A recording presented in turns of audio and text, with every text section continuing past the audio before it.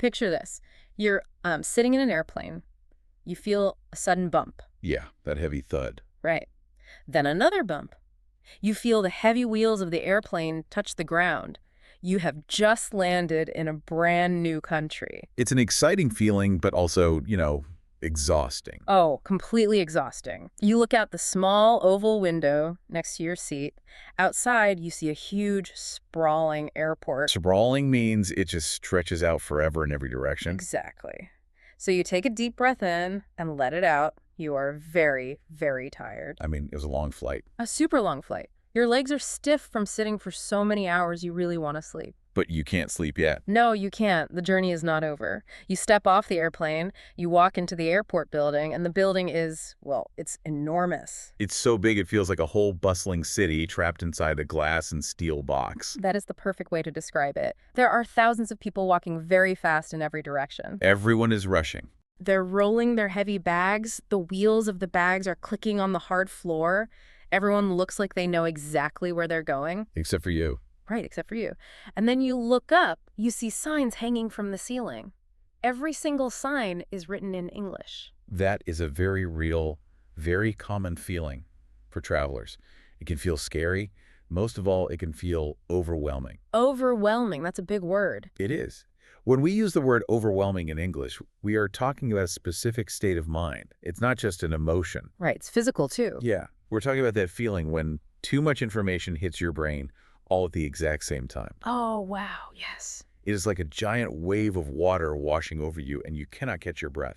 The lights are bright, the noises are loud, the language is foreign. You just want to get to your quiet hotel room, put your heavy bags on the floor, and finally rest. But right now, between you and your quiet hotel room, there is a giant puzzle. A puzzle you have to solve in English. Exactly. Yeah. You have to figure out how to travel from this busy airport to a bed in the middle of an unfamiliar city. I know that feeling so well. I remember landing in Tokyo years ago, staring at the signs and feeling like my brain had completely stopped working. It just shuts down. It really does. But listen to me carefully. If you have ever felt that panic, today we are going to fix it. Welcome to our deep dive. We are so glad you are here. Today our mission is clear. We are giving you a step-by-step, easy-to-follow survival guide. We are going to help you navigate public transport abroad. Let's break those words down quickly. The word navigate means to find your way through a complex space. Like finding your way through a maze. Exactly. And public transport means the system of trains, buses, and subways that anyone in the city can use. We are going to use simple, clear English to hold your hand through this process. We are taking you on a journey today. We start right now at the airport, and we will not leave you until you find your final destination. And we want to make a firm promise to you right from the start. This deep dive will be slow. Very slow. It will be very clear. There is absolutely no rush today. We have all the time in the world. We really do. We are going to explain every new vocabulary word simply and thoroughly. We will sound the words out. We will practice them together. Because we want you to feel confident. Right. And when we say confident, we mean you feel capable. You trust yourself to handle the situation. You can do this. You absolutely can. We are your friendly language guides, and we are walking right beside you every step of the way. I really love that approach. So let's start the journey. Lucy has just escaped the airplane. She is our traveler today. Yes, our imaginary traveler. Every single adventure in a new country begins at the airport terminal. You cannot ride a train into the city until you find where the trains are hiding. And airports are basically mazes. They really are. A maze is a complex puzzle made of twisting paths and dead ends. You have to find the correct way out. To help us navigate this maze, we are going to follow Lucy's story today. So Lucy has just landed at Heathrow Airport. Heathrow is a massive, famous airport in London, England. Let's look closely at what Lucy does. She walks out of the airplane. She immediately looks up at the ceiling. She ignores all the shops and cafes. Which is hard to do, but yeah, she ignores them. She is looking for signs to guide her out. Finally, she spots a large sign with an arrow. What does the sign say? She follows the signs that say ground transportation. Following the arrows, she eventually finds an information desk. Okay, an information desk is a counter where an official airport worker stands to answer questions. Right. She walks right up to the clerk. The clerk is the person working behind the desk. Exactly. And she asks a very important, very useful question. She says, "Excuse me, how do I get to the city center?" Okay, let's pause Lucy's story right there. We need to look at the first big sign she saw. The big confusing one. Yes, the sign said ground transportation. Let's sound that out slowly together. The first word is ground. Let's spell it. Ground, ground. Nice and simple. But the second word is transportation. This is a very long word. Let's spell it. Transportation. Transportation. Ground transportation. What exactly does this massive phrase mean? It looks intimidating, I know, but let's break it down into two smaller, easy pieces. Okay, I'm ready. First, we have the word ground. Ground simply means the floor. It means the solid earth beneath your feet. So the direct opposite of the sky. Exactly. Second, we have the word transportation. As you said, it is a very long word. But the meaning is simple. What does it mean? It means the act of moving people or things from one place to another place. Oh, I see. So when we put them together, ground transportation literally means moving people along the earth. That makes sense. It includes buses, taxis, rental cars, and trains. Right. It does not include airplanes because airplanes travel in the sky. You know, I used to think of ground transportation like a menu at a restaurant where you pick what you want. That's not a bad way to look at it. But honestly, a better way to think about it is like a giant funnel. Oh, a funnel. I like that. Yeah, imagine a kitchen funnel used for pouring water. All the thousands of people pouring out of the airplanes in the sky are caught by this giant airport funnel. Right. The funnel collects everyone, and it slowly sorts them down onto the different roads and tracks on the earth. The sign for ground transportation is pointing you to the bottom of that funnel. That is a brilliant visual. But I have a question here. Isn't ground transportation a really formal, complicated phrase for a tired traveler? It is very formal. Why do airports not just hang a sign that says trains and buses? That would be so much easier for everyone to read. You are completely right. Trains and buses would be much easier to read. But airports are formal, official places. I guess so. They rely on formal, official language to categorize things. Ground transportation is an internationally recognized term. Oh, so it's used everywhere. Everywhere. Whether you land in London, New York, Sydney, or Toronto, the airports use this exact phrase. They need one category that includes everything. Yes. Everything with wheels on the road. Taxis, private cars, shuttles, trains, and buses. So it is a vital phrase to memorize. Okay, so when you look up and see the word ground, think of the road. And when you see the word transportation, think of vehicles. Follow that sign, and you will find your way out. Ah, so it's a universal standard. That makes a lot of sense. Well, it does once you know the secret. Okay, so Lucy followed the funnel. She followed the sign for ground transportation. She found the information desk. And then she asked what I call the golden question. The golden question. I love that. The single most important question a traveler can know. Yes. She asked the clerk, how do I get to the city center? Let's say that very slowly for our listeners. How do I get to that? The city center. This is truly the most useful sentence any traveler can put in their pocket. How do I get to? And then you simply add the name of your location at the end. So you just fill in the blank. Exactly. When you ask this question, you're not just asking for a map. You are asking for directions, instructions, and advice. You are politely asking a local person to solve the puzzle for you. Let's look at some ways to use it. You can say, how do I get to the city center? The city center is the busy middle of the city, right? Where the main shops and tourist sites are located. Yes. Or you could change the end of the sentence to find something else. You could ask, where is the nearest train station? The word nearest is very helpful. Let's spell that. Nearest. Nearest. It means the closest one to me right now in physical distance. Let's explore this. How do I get to... Let's do a role play to show exactly how useful this is in a real conversation. I think a role play is a great idea. Imagine I am the helpful airport worker behind the desk. You are the tired traveler who just walked up to me. Let's say your goal is to find a place called the Grand Hotel. Go ahead. Okay, I'll walk up. Excuse me. How do I get to the Grand Hotel? Welcome. To get to the Grand Hotel, you need to take the yellow bus that stops right outside these glass doors. Thank you. See how easy that was? Let's try one more scenario. This time, I do not have a hotel yet. I just want to find the train so I can leave the airport. Okay, ready? Hello there. Can I help you? Yes, excuse me. Where is the nearest train station? Of course. The nearest train station is just down this long hallway, and then take your first left. You will see the ticket machines. Thank you. Perfect. Do you see how simple that formula is? How do I get to what are plus the place you want to go? Now, It is your turn to practice. Yes, you, listening right now. We want you to speak out loud. Do not be shy. If you are in your house or walking outside, just speak up. We are going to say a sentence slowly, then we will wait for a few seconds in silence. During that silence, we want you to repeat the sentence out loud to practice your pronunciation. Ready? Take a deep breath. Here is the first one. How do I get to the city center? Go ahead. Try saying it. We are listening. Nice. Great job. If you stumbled over the words, that is perfectly fine. The goal is just to get your mouth used to the sounds. Try to make your voice sound smooth. Let's do the next one. Listen carefully. Which train goes to Victoria Station? Now you try. Say it out loud. Very good. If you repeated that clearly, you are doing excellent work. Which train goes to is another brilliant way to ask for a specific route. Let's do one more practice sentence. Listen closely. Where can I buy a transport card? Your turn.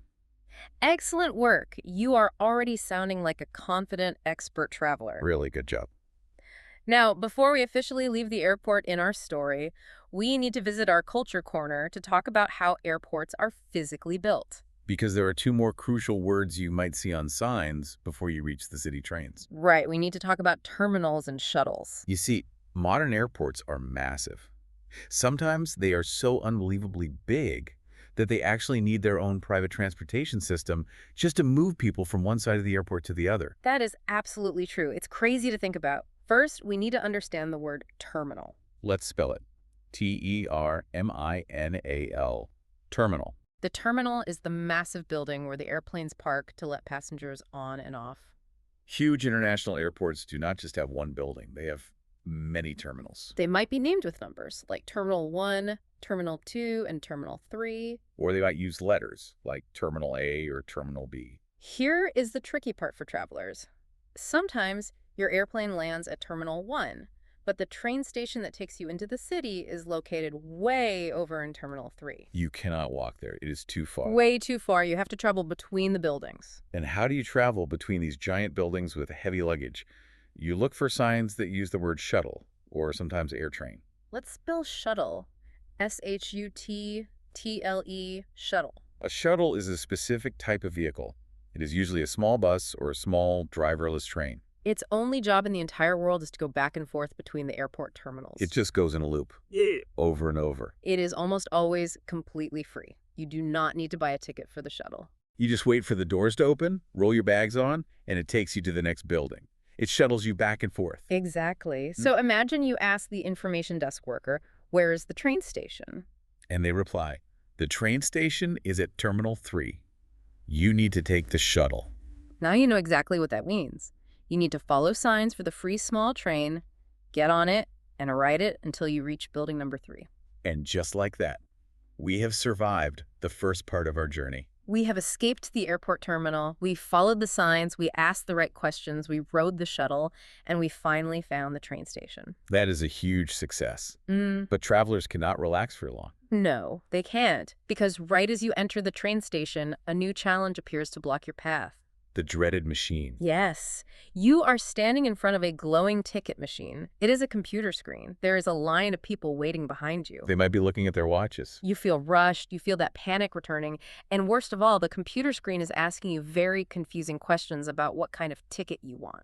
Let's check back in with Lucy's story to see how she handles this stress. Okay, so Lucy is standing at the ticket machine. She looks at the glowing screen. The machine gives her a choice of trains. She can take the expensive express train, which goes very fast with no stops. Or she can take the underground, which is slower but cheaper. She chooses the underground.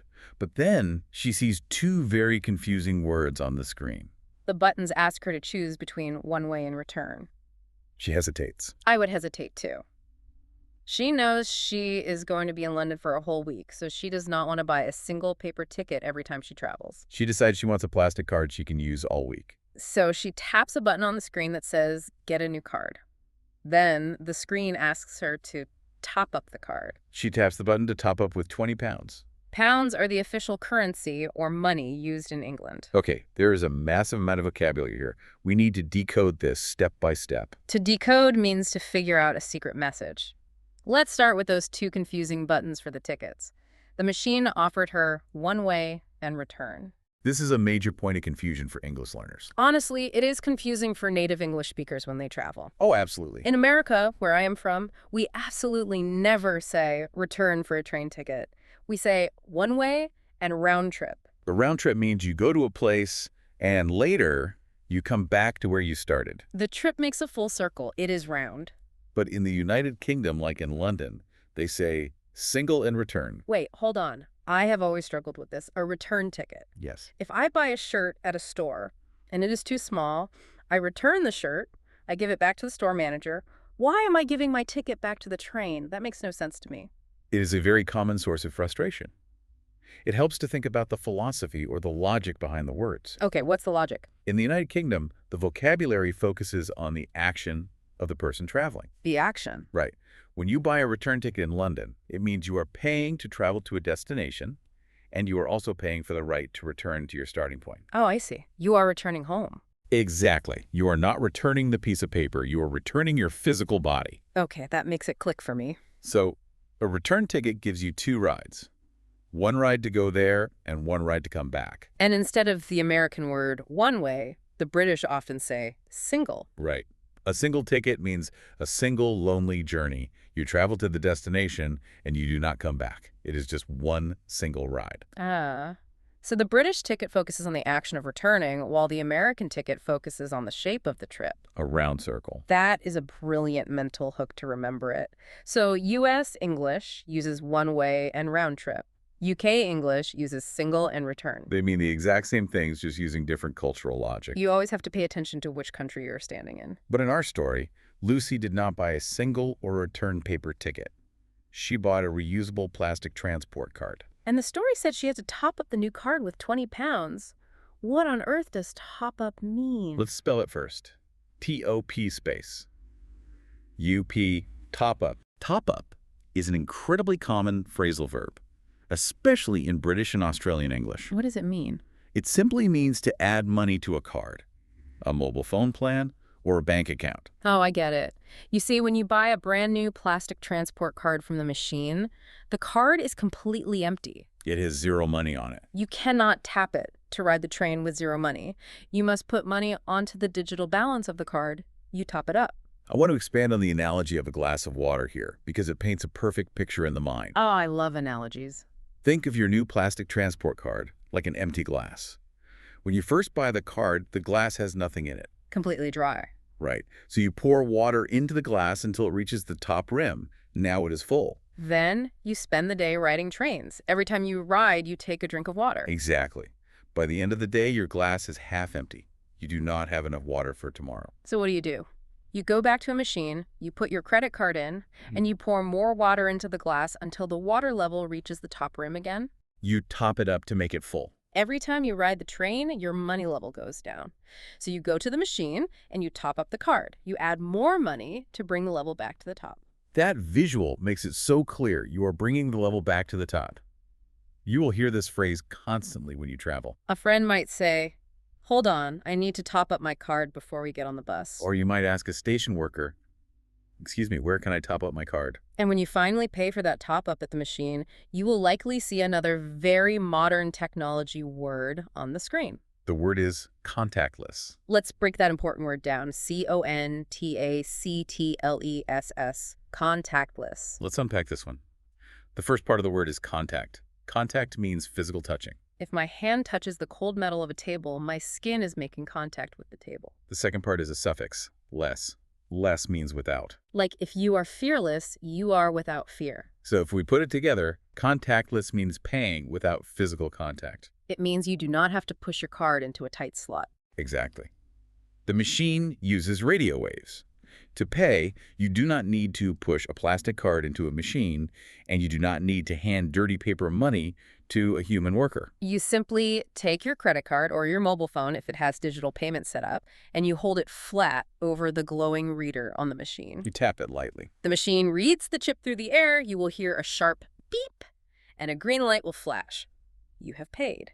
It is contactless, it is fast, hygienic, and very easy. Now, what happens if the digital machine is broken? That happens a lot. Or what if the screen is frozen, or you are just so overwhelmed by the buttons that you need to ask a human station worker for help? We need to talk about manners and approach. Manners are polite behaviors that show respect to others. In English, there is a magic phrase. An absolute rule. Yes, an absolute rule that you must always use before you ask a stranger or a worker a question. You must say, "Excuse me." But it is not just the words.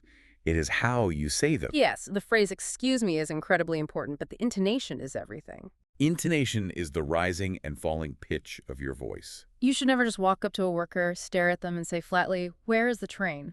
Oh no, that sounds very rude, demanding, and almost angry in English culture.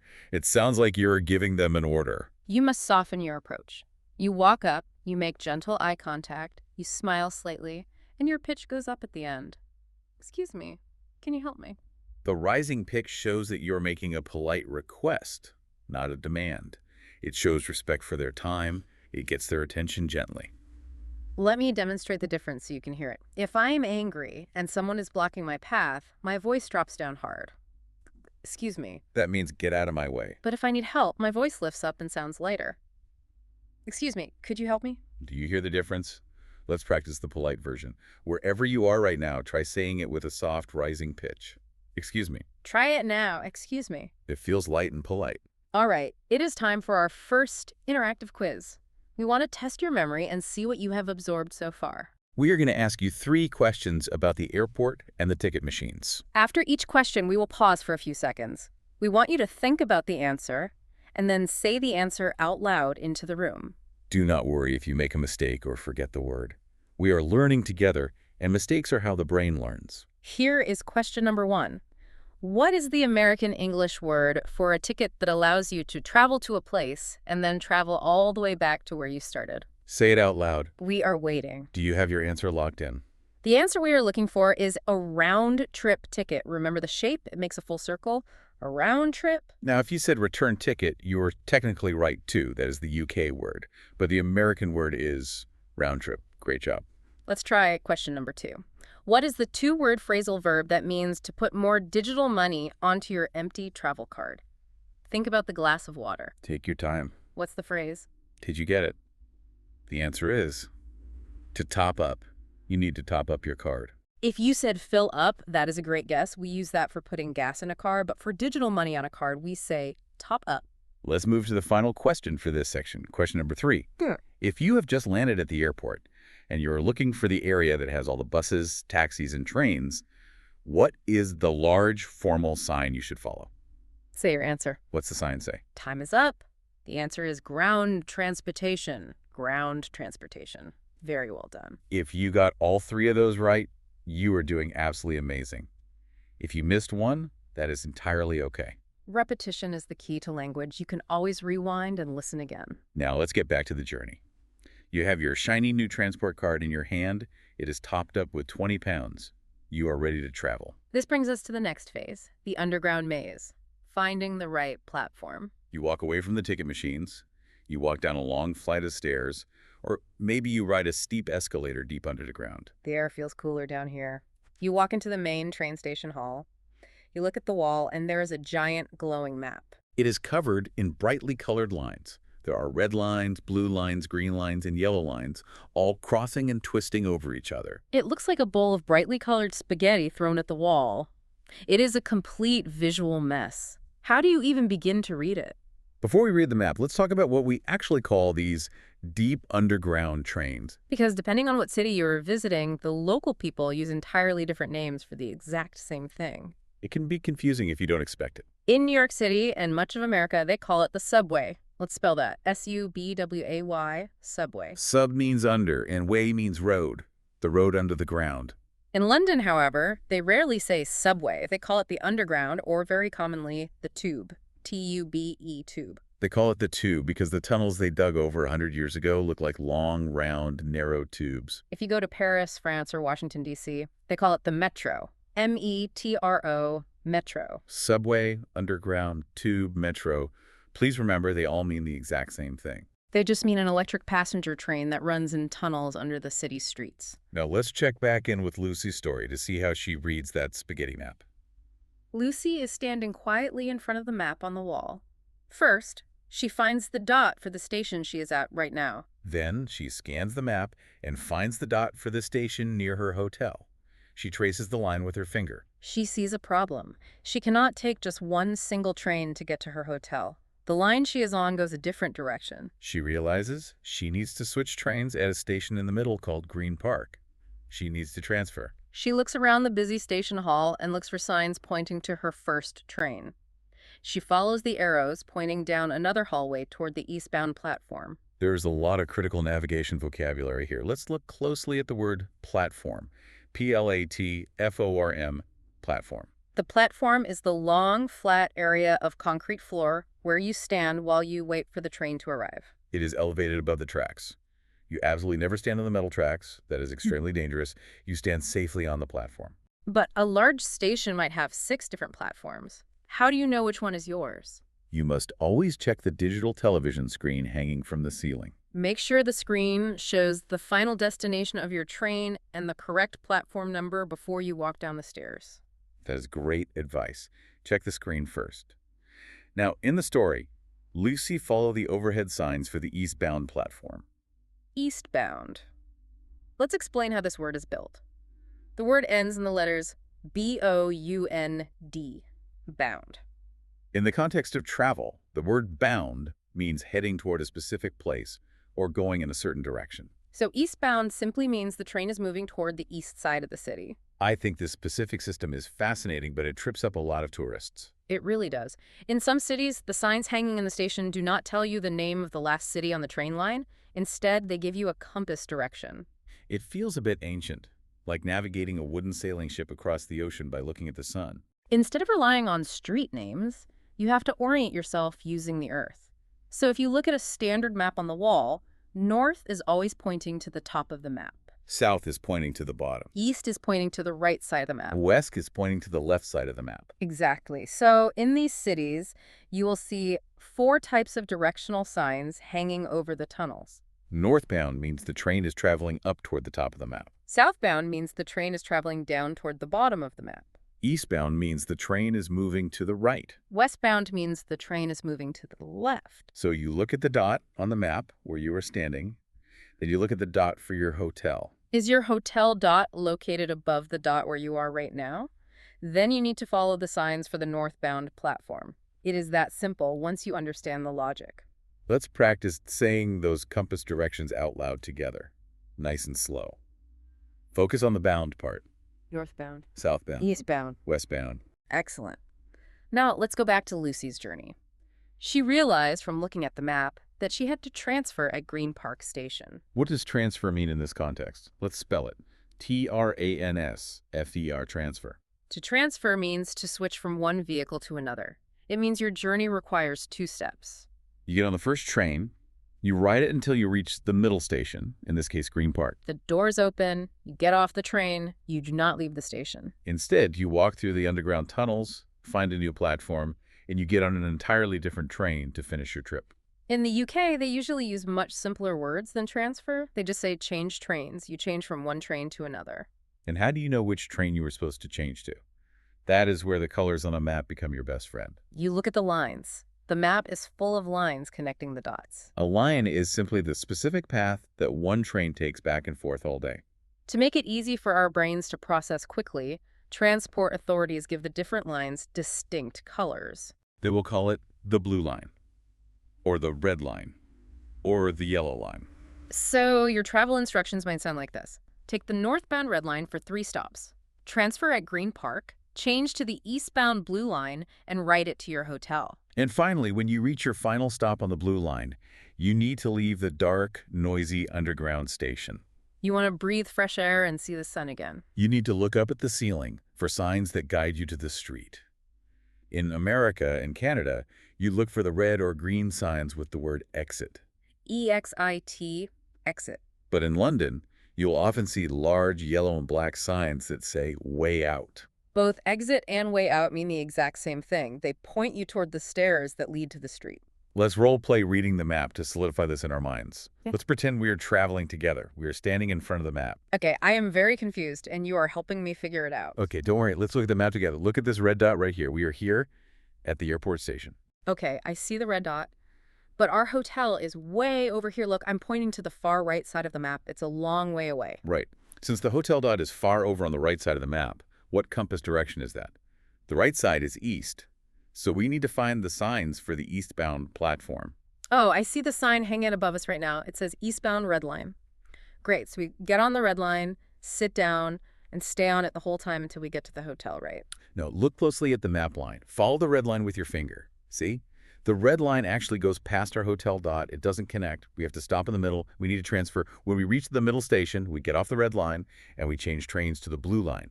The blue line goes straight to the hotel. Ah, I see the connection point now. Transfer to the blue line. Perfect. I understand now. Okay, we have our plan. We walk down to the platform. Which brings us to the next part of our journey. Train talk. Understanding fast announcements. This is notoriously one of the toughest parts of traveling for language learners. So picture the scene. You are standing on the eastbound platform. You are waiting patiently. Suddenly, a very loud, booming voice speaks over the mechanical speaker above your head. The speaker's very old. The sound is scratchy and echoing off the tile walls, and the person speaking is talking incredibly fast. It sounds like complete garbled noise. What on earth are they saying? It is entirely normal to feel a spike of panic when you hear these muffled, fast announcements. Please know that even native English speakers cannot understand them half the time. The acoustics in the tunnels are terrible. Let's listen to what Lucy experienced while she was waiting. Lucy is standing behind the yellow line on the platform. Suddenly, a voice booms. The next train to Cockfosters is arriving at platform 4. Please mind the gap between the train and the platform. A loud train screeches into the station. She gets on the train. The doors slide shut. The train begins moving through the dark tunnel. Then she hears the voice again. The next station is Green Park. Change here for the Victoria line. Okay, let's slow this down and analyze these key listening words. Because the secret trick to surviving train announcements is this. You absolutely do not need to understand every single word they say. Do not panic if you miss a word. Just train your ear to listen for a few specific structural phrases. That is a wonderful strategy. Your brain only needs to catch the important facts. It can ignore the rest. The first and most vital key phrase to listen for is, next station is. When the train is moving, the automated voice will usually tell you the name of the upcoming stop so you can prepare to get off. You will hear, the next station is Times Square, or the next station is Green Park. Just focus your ears on catching the word next. The second key phrase to listen for before you get on the train is, the destination is. The destination means the final stop at the absolute end of the train line. Let's spell it. Destination, destination. If you look at your map and you know the final stop of your train line, and you hear the voice announce that destination, you can relax. You know you're getting on the right train, going in the right direction. Now, let's discuss a very specific, very famous phrase Lucy heard right before she stepped onto the train. The voice warned her, mind the gap. This specific phrase is famous all over the world, especially associated with the London Underground. It is so iconic that it is printed on tourist t-shirts. It's printed on souvenir coffee mugs. Mind the gap. Okay, hold on. Mind the gap is famous, sure. I've seen the t-shirts. But grammatically, it is very strange English. What exactly is a gap and how do you mind it? In modern American English, I only ever use the word mind to mean I don't care about something. Like if someone asks me if they can open a window, I say, I don't mind. How can you care a gap? It sounds weird. You are right to point that out. It is an older usage of the word. Let's break it down carefully to understand the warning. First, let's look at the noun gap, G-A-P. A gap is simply a physical empty space. It is a hole or a break between two solid things. When the massive metal train parks next to the concrete platform, it does not touch the platform perfectly. There's a dark, empty space of a few inches between the edge of the train door and the edge of the floor. That empty space is the gap. If you are not paying attention and you step into the gap, your foot and leg could fall straight down into the dark hole. You could get severely hurt. Ouch. Yes. Nobody wants their leg trapped in the gap. So that explains the gap. It is the dangerous empty space. What about the action verb mind? M-I-N-D. In older British English, and still used in some contexts today, mind functions as a verb that means to pay strict attention to or to be very careful of. For example, if a mother is walking with her child near a fragile glass vase, she might say, mind your head, meaning be careful not to hit your head. So when the robotic speaker announces "mind the gap," it is giving a safety warning. It is saying, pay close attention to the empty space between the train and the platform floor. Be careful, step over it, and do not fall in. Pay attention to the hole. Step over it. Mind the gap. Wow, that context is fascinating and very helpful. Now let's do some interactive practice with these train phrases. We want you to use your voice again. We will say a question or a phrase slowly. We will give you a pause, listen to our pronunciation, and repeat the sentence out loud into the room. Try to match our rhythm. Here we go. Which platform for the blue line? Now you try. Say it out loud. Excellent. Did your voice rise slightly at the end to make it a question? Let's try the next one. Listen closely. Do I need to transfer for this train? Give it a try. Great job. If you missed a syllable, try it again. Do I need to transfer for this train? That is a very important question to ask a station worker if the map is confusing you. Let's do one more practice sentence. Let's pretend you are the announcer on the train. The next station is Times Square. Go ahead. Announce it. Perfect. You are doing so well. You are building confidence. Now, before we finish with underground trains, we need to visit the culture corner again.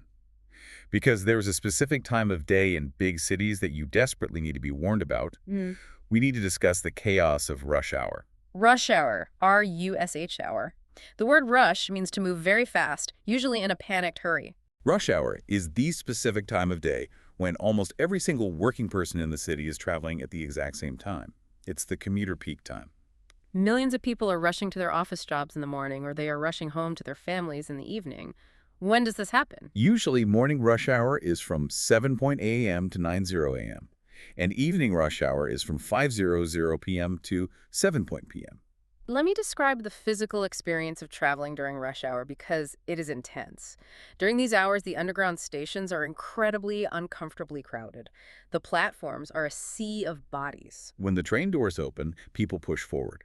People are packed into the train cars so tightly that they are shoulder to shoulder, like sardines squished into a tiny tin can. You will be gently pushed. You will bump into strangers. You will almost certainly not have a seat. You will have to stand and hold onto a metal pole while the train sways. If you are a tired traveler who just landed, and you are dragging two huge heavy suitcases from the airport, trying to navigate rush hour is an absolute nightmare. Your bags will block the doors and frustrate the local commuters. So what is our official deep dive advice? Avoid it. Seriously, avoid rush hour at all costs if you have luggage. If your airplane lands at 7:30 a.m., do not immediately run to the trains. Go find a nice cafe inside the airport, buy a cup of coffee, eat a pastry, read a book. Wait until 9:30 a.m. to travel with your bags. The rush hour crowd will disappear, the trains will be empty and quiet, and you will be much, much happier. Now, if you must travel during rush hour and you need to push past a wall of people to get out the door before it closes, what do you say? You use a firm but polite phrase. Excuse me, coming through. This lets people know you need them to move so you can exit. That is fantastic, practical advice. Excuse me, coming through. Now let's pause for another interactive quiz. It is time to test your train knowledge. We have 3 questions for you. We will give you a few seconds to think and answer each one out loud. Good luck. Question 1. You look at the map. You want to go to a station that is at the very top of the map pointing north. Which platform direction sign do you look for? Speak your answer. Do you know it? The answer is the northbound platform. Northbound. If you got that, excellent navigation skills. Question 2. What is the vocabulary word for the action of getting off one train line and moving to an entirely different train line to finish your trip? Say it to the room. Tick yes. Do you have it? The answer is transfer. You transfer lines. Or you could also say change. Change trains. Both are completely correct. Great job. Okay, the last question for the underground trains. Question 3. What does the famous safety phrase, mind the gap, actually mean? Think about the train doors. And the space.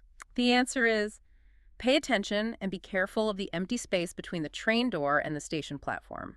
Step over the hole. Mind the gap. Wonderful. I want to remind you, if you are repeating these answers out loud in your room, you are doing the hard work. You are building muscle memory in your mouth and throat. You are doing great. Now we leave the dark underground tunnels behind us. We are moving to the next phase of our journey. Back above ground, the bus challenge. Underground trains are actually relatively easy to navigate because they run on fixed metal tracks. They only go where the tracks go. The map is very strict. But what happens if your final destination, your hotel or museum, does not have a train station nearby? You have to travel above ground. You have to take the city bus. Buses are much trickier. The word trickier means they are more difficult and complicated. Why? Because buses share the open road with unpredictable cars, aggressive taxis, and fast bicycles. Traffic can change everything. Let's return to our traveler, Lucy. Lucy walks up the stairs, out of the train station, and into the bright sunlight. She is looking for the nearest bus stop. She takes out her mobile phone. She opens her digital map and checks the route number she needs. She walks to the bus stop on the corner. She stands there.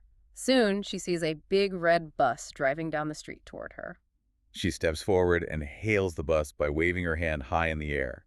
The bus slows down and stops. The doors open. She gets on and taps her contactless card to pay for her ride. There is some really excellent vocabulary here for the process of catching a bus. First, she checked her phone for the route.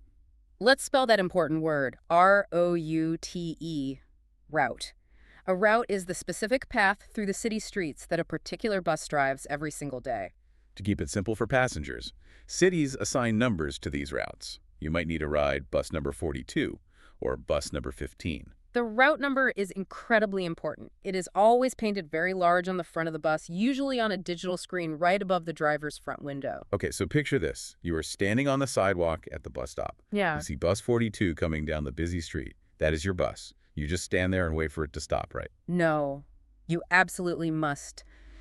Hail the bus. Hail, H-A-I-L. This is a very important physical action. To hail the bus means you step slightly forward, you stick your arm out toward the street, and you clearly wave your hand at the driver. You try to make eye contact. This is a critical cultural tip for travelers because it is different all over the world. In many, many countries, including the UK, buses do not stop at every single bus stop automatically. If you just stand frozen on the sidewalk and stare at the bus, the driver will assume you are waiting for a different bus route. The driver will not hit the brakes.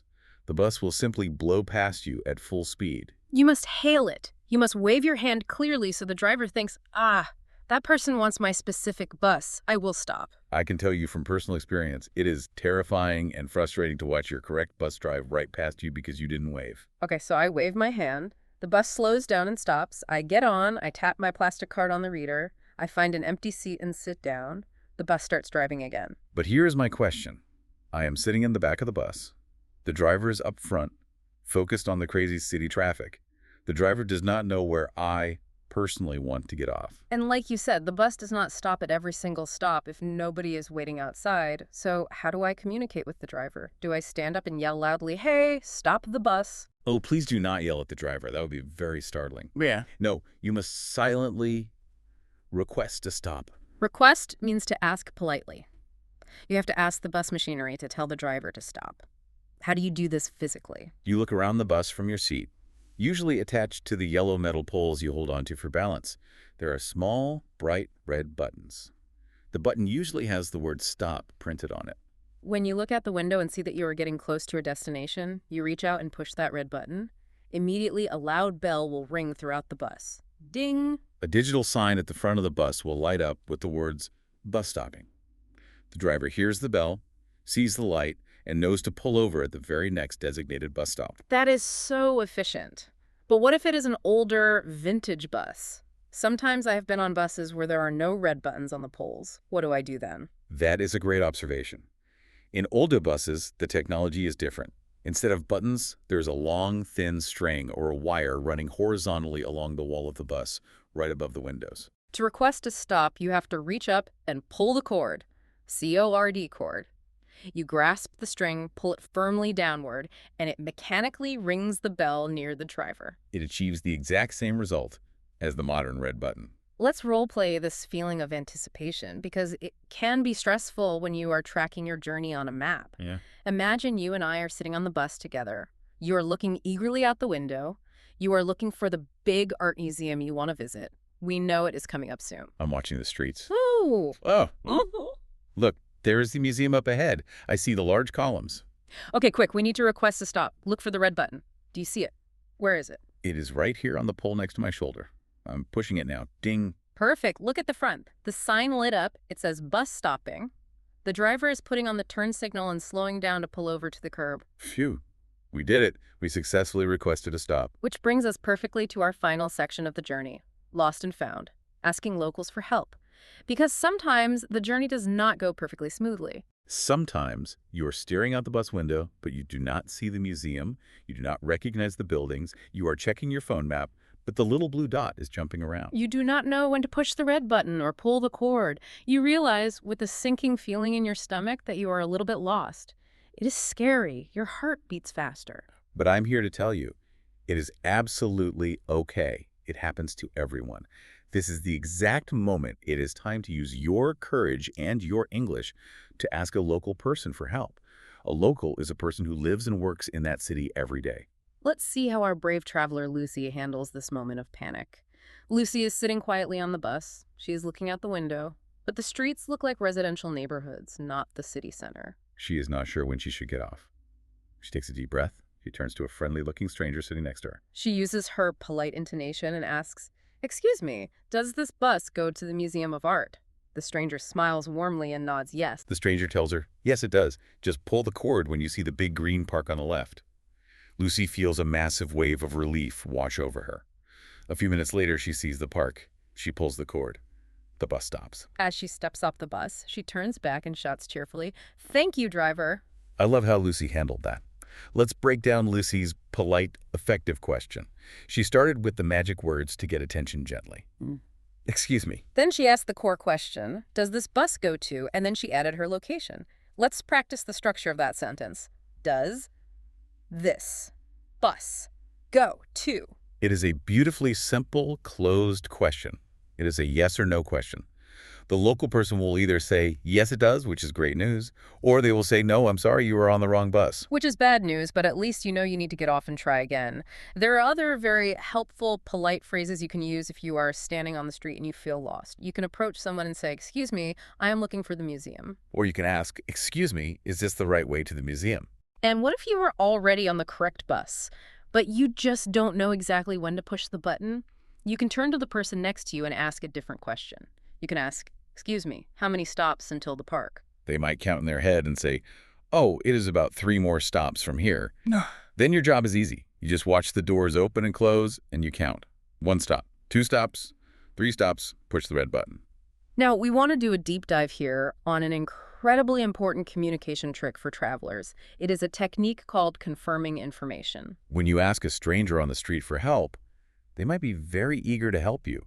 But because they know the city so well, they might talk very, very fast. They might point their hands in 5 different directions while they speak. They might say, "Oh yeah, you just go down this street, take a sharp left at the pub, then take a right at the light, and the museum is right behind the big blue office building." For an English learner, that is way too much information to process all at once. It is so confusing. Your brain just scrambles the directions. So, what is the vital tip here? The word vital means absolutely necessary or essential.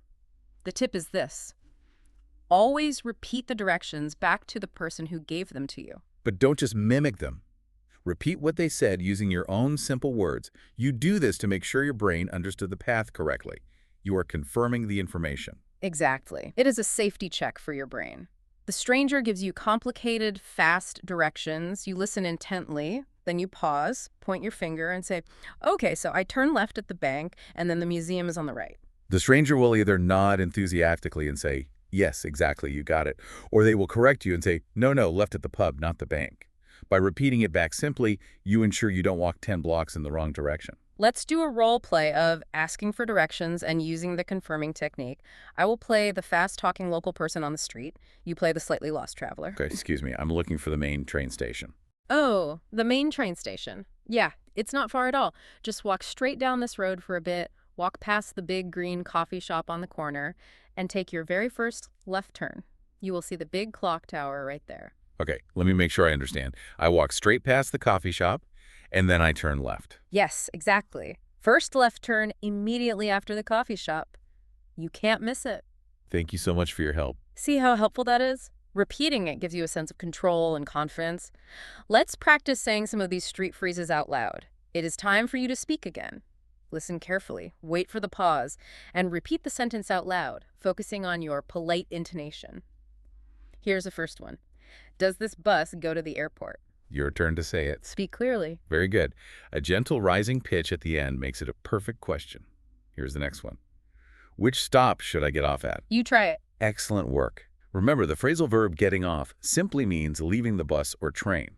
Mm. Let's do one more practice phrase. Is the museum within walking distance? Say it out loud. Perfect pronunciation. Within walking distance is a fantastic, natural phrase to use. It means, is this place close enough that I can comfortably walk there using my feet, or is it so far away that I need to hail a bus? It helps you decide your next move. Now, let's look at our final culture corner for today. It is about bus manners. I wanted to ask about this. In the story earlier, when Lucy finally reached her stop and got off the bus, she shouted out loud, "Thank you, driver." I noticed this detail. Do people really do that in real life? Shouting out loud on a quiet public bus seems very strange and maybe a little embarrassing to me. I understand why it might feel strange if you are not used to it. But it is actually a very wonderful, warm part of the culture in many English-speaking cities. In places like London, Dublin, and Ireland, or parts of Canada and Australia, it is extremely common and considered very polite to thank the bus driver when you are leaving the vehicle. Usually you exit through the middle doors or the front doors. As you step out onto the sidewalk, you don't scream, but you just call out over your shoulder in a bright voice, "Cheers, driver," or "Thank you, driver." You see, the driver works a very stressful job, navigating heavy traffic and dealing with grumpy people all day long. Calling out a quick thank you is a small, easy way to show respect for their hard work. I actually love that so much. It adds a little bit of human warmth to a big, cold, busy city. Okay, my friends, it is time for our final interactive quiz of the episode. Let's see what you remember about buses, buttons, and directions. We have 3 questions. You have a few seconds to think. Speak your answer clearly out loud. Here is question number 1. You are waiting on the sidewalk. You see your bus coming.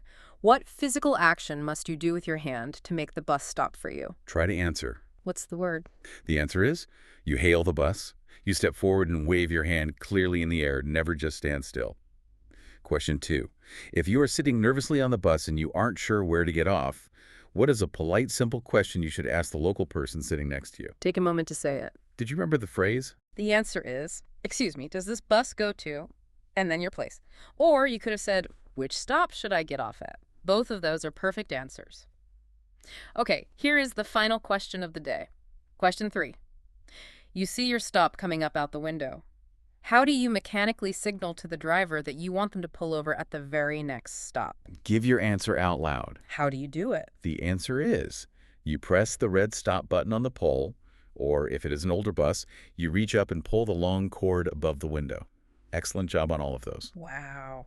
We have reached the outro of our deep dive. We want to take a moment to look back and review this incredible journey. Look at what you have accomplished today. We want to sincerely congratulate you. You have successfully navigated an entire foreign public transport system from start to finish.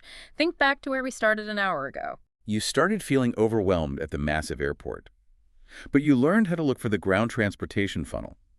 You politely asked the information desk for help using the golden question. Then, you conquered the stressful, glowing ticket machines. You learned the philosophical difference between a U.S. round-trip ticket and a U.K. return ticket. You learned how to top up your card with money like filling a glass of water, and you used contactless payment. Then you bravely went underground. You read the complicated spaghetti-like map. You figured out how to use compass directions to find the eastbound platform. You changed trains at the middle station. You survived the fast, scratchy tunnel announcements, and you learned how to safely mine the gap. And finally, you came back above ground. You successfully hailed a bus, requested a stop with the red button, and you politely asked locals for directions, remembering to repeat the information back to confirm your path. You are completely armed with your English phrases. When we say armed, we mean you have all the tools and weapons you need to win the battle. You are fully ready. But before we officially say goodbye and let you go, we want to leave you with one final thought, a provocative thought for you to chew on. The word provocative means an idea that challenges you and makes you think deeply. Today, we spent an hour teaching you how to strictly avoid getting lost. We gave you all the rules, the correct buttons, and how to read the maps perfectly. But the honest truth about traveling is this. Traveling is not about perfection. It is about exploring the unknown. We want to strongly encourage you, do not be terrified of making a mistake. Do not be paralyzed by the fear of taking the wrong bus. Do not panic if you miss your transfer and end up standing at a strange, quiet station you have never heard of. Yes, I completely agree. Do not panic if you get lost, because now you have the English phrases you need in your pocket. You know how to politely ask a stranger, "Excuse me, how to get to the city center?" You can always find your way back to your hotel. But sometimes experiencing serendipity, getting completely, utterly lost, is actually the greatest hidden gift of travel. It is so true. When you accidentally take the wrong bus route, you ride slowly through quiet residential neighborhoods you never planned to see. You look out the window and see how the local people actually live. You might get off the bus and discover a tiny family-owned cafe serving the best coffee you have ever had.